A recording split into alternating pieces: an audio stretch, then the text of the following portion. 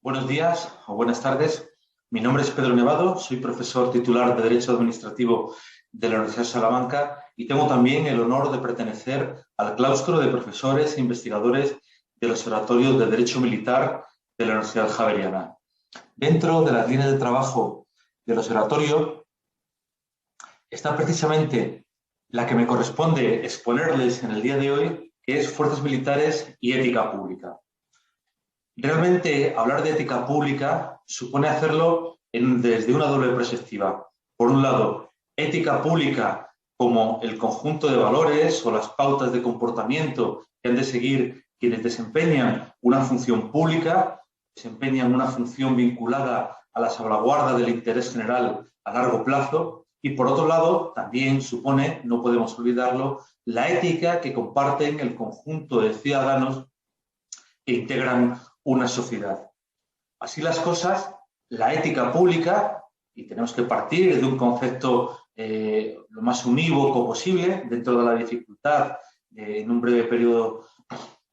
de tiempo, exponer una materia tan complicada y quizás tan extensa, podemos identificar la ética pública con el sentido de Estado. Y dentro del sentido de Estado, con una ética del bien común que tiene una perspectiva estrictamente jurídica. Todas las normas jurídicas, todo el bloque jurídico administrativo siempre refleja una atención, una vocación hacia la protección del bien común, particularmente las normas de derecho público, pero también desde esa perspectiva social, común, ciudadana de la ética pública, supone también el establecimiento o la incorporación al comportamiento ciudadano de una serie también de valores, de principios que conllevan a la formación de un coeficiente cívico.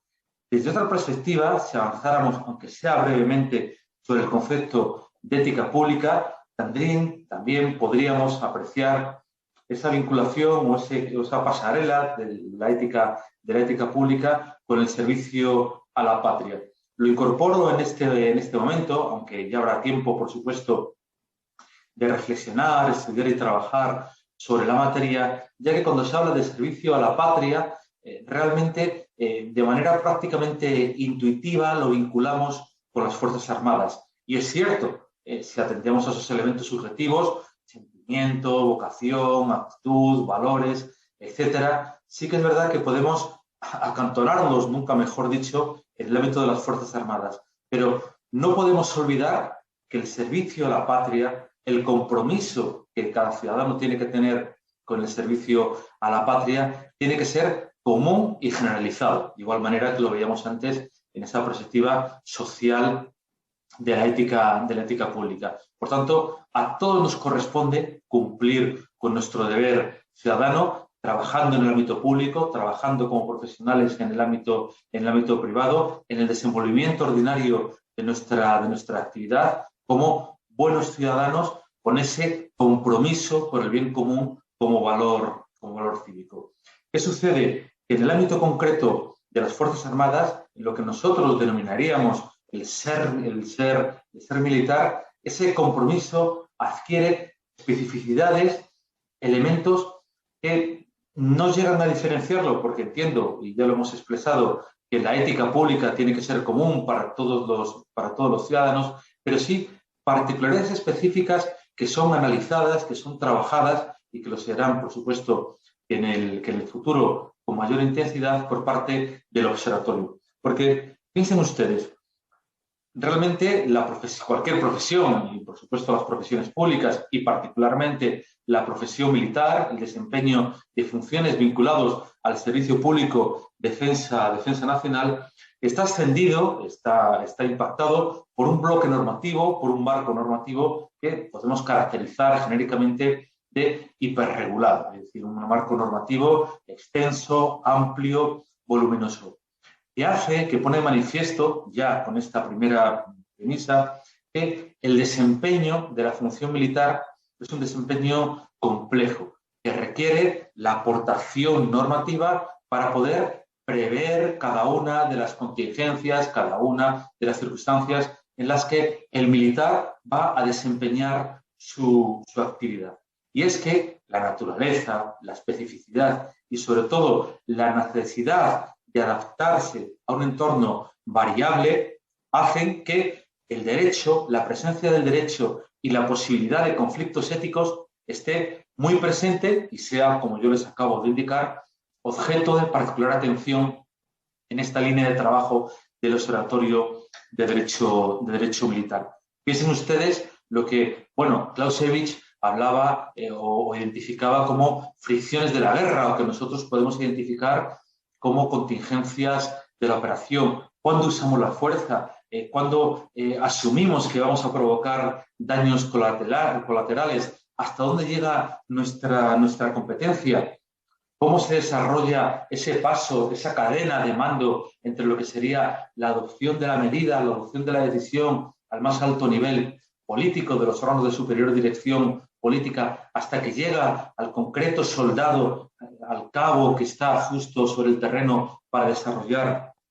la operación? ¿Qué conflictos nos suscita desde el punto de vista jurídico, pero por extensión ética, la utilización de la legítima defensa, identificar un acto potencialmente hostil, saber cuándo es necesario utilizar la fuerza, en qué medida esa fuerza proporcionalmente tiene que ser utilizada y, por supuesto, la inminencia del posible daño o incluso la valoración de ese concepto jurídico indeterminado que es la autodefensa planteada. Y a mayor abundamiento, ya no solo es que nos tengamos que dedicar al estudio y tengamos que observar y analizar las normas que regulan el desempeño de la función pública militar en sentido estricto, sino que además, tanto a nivel interno como a nivel de las actividades que desarrollan las Fuerzas Armadas, las misiones que desarrollan en el exterior, su principio de competencia, desde una perspectiva jurídico-administrativa, se ve ampliado con habilitaciones tradicionales. Por ejemplo, el supuesto más sencillo para apreciarlo es en el caso de las actividades de carácter policial o las funciones de carácter policial. Les pongo el ejemplo de lo que es la transferencia de autoridad, por ejemplo, para registrar y detener. Por tanto, se nos plantean conflictos y de todos ellos, sin perjuicio de que, por supuesto, estos temas serán desarrollados, abordados, trabajados con mayor intensidad, como les decía, por parte de los profesores del observatorio, todo ello lo podemos sintetizar, lo podemos destilar en el problema del cumplimiento. Porque a partir del cumplimiento, y por supuesto en un correcto desempeño, podemos identificar esos problemas éticos. ¿Hasta dónde llega el cumplimiento? En el bien entendido, por supuesto, que cuando se produce ese debate o esa contradicción entre eficacia y legalidad, ya podemos decir anticipadamente que estamos fuera, por supuesto, de la ética, o que podemos identificar problemas por la ausencia de ética. Y todo ello, evidentemente, sin perjuicio de la valoración jurídico-técnica que se haga a cada uno de los casos. Pero sí es un problema que está ahí, es una situación que se ha identificado desde el observatorio y se pretende trabajar sobre ella. Porque claro, si precisamos un poco más esa problemática del cumplimiento, hasta dónde tenemos que llegar, dicho también en esa frase que ustedes pueden leer, de cómo tenemos que actuar frente a la ventaja estratégica del legítimo objetivo militar, es prioritario frente a cualquier otro tipo de consideración jurídica y a lo mejor no tanto jurídica como ética. Bueno, pues necesitamos trabajar sobre la materia, porque los ejemplos están ahí, los ejemplos reales. Bueno, en este caso concreto, piensen ustedes quizás en esa película de Malditos Bastardos, cuando podemos tener mucha eficacia en el cumplimiento de objetivos, de alcanzar objetivos estratégicos de carácter militar, existe por parte de las fuerzas un compromiso amoralmente proporcionado, ¿de acuerdo? Un compromiso amoral con el objetivo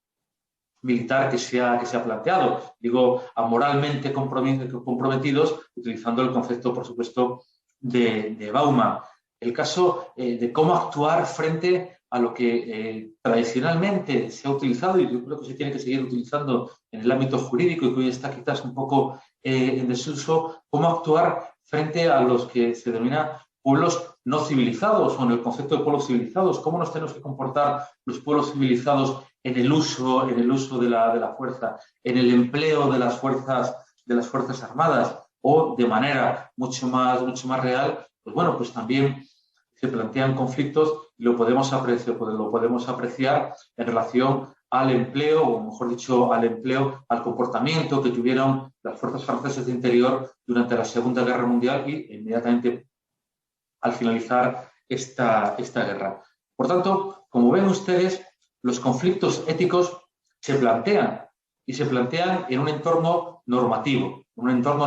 en el que el militar profesional tiene que desempeñar sus funciones. Y si bien decíamos que ese entorno normativo estaba hiperregularizado, o era extenso, o era voluminoso, en respuesta a la complejidad en el desempeño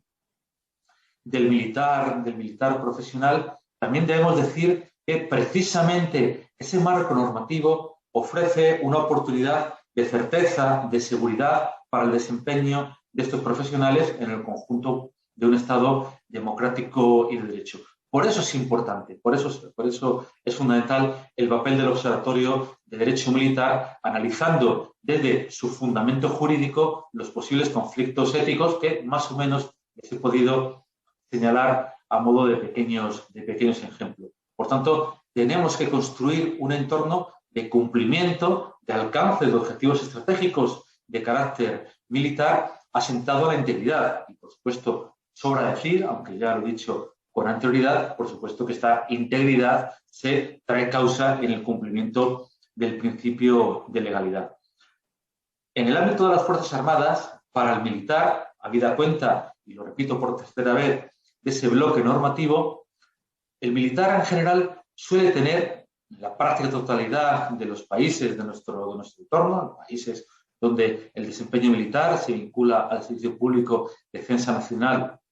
en un marco democrático y de derecho, digo que suele tener arraigadas una serie de exigencias normativas.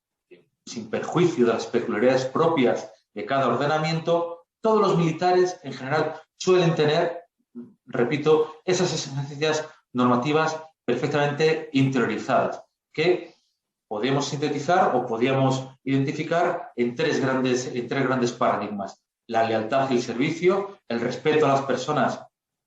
a su dignidad y a sus derechos, y la profesionalidad. Piensen ustedes que estos paradigmas, estos conceptos, lealtad y servicio, respeto a las personas, a su dignidad, a sus derechos y la profesionalidad, son fundamentales para el desempeño de la función militar. Pero eso no nos va a evitar, nos va a ayudar, pero no nos va a evitar lo que decimos de conflictos éticos y, por supuesto, también conflictos jurídicos. Y en gran medida, ya veremos también más adelante cuando avancemos en esta línea de trabajo del observatorio, cómo prácticamente existe a veces pasarelas o identificaciones entre conflictos jurídicos y conflictos de carácter ético. Pero, como digo, nos ayudan y, sin duda alguna, es un valor añadido de la organización militar, de las Fuerzas Armadas, el disponer de manera arraigada de estos tres paradigmas. ¿Y en qué medida podemos ayudar? Podemos ayudar desde el Observatorio de Derecho Militar. Bueno, pues, por ejemplo, en esa cadena de mando que yo les apuntaba antes, que puede ser susceptible de generar algún tipo de conflicto respecto a la ejecución o el cumplimiento de la orden, establecer criterios de interpretación más claros de las instrucciones, de las circulares, de las órdenes, en definitiva, de las misiones, con apoyo en lo que doctrinalmente podamos aportar, pero también, por supuesto, en la construcción jurisprudencial tanto de tribunales nacionales como de tribunales de carácter